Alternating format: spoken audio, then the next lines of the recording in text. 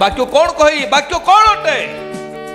ବାକ୍ୟ ଜୀବନ୍ତ ପୁଣି କାର୍ଯ୍ୟ ସାଧକ ଦିଧାର ଖଡ୍ଗ ଠାରୁ ତୀକ୍ଷ୍ମ ଥର ଅଟେ।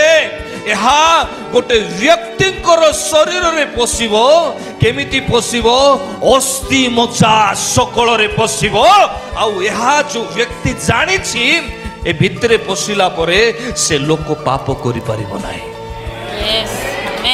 या जे प्रकृतरे बुझीछि जे प्रकृतरे पाइछि से व्यक्ति कर लाइफ डेवलपमेंट हेबो। से व्यक्ति सुस्थता पाइबो। से व्यक्ति आगो को बढ़िबो। बंधन रु बाहरी जीवो।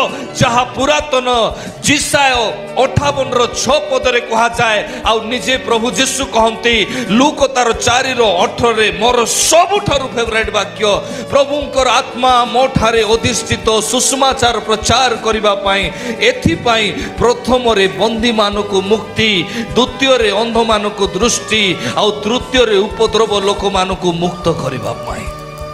Hallelujah hallelujah.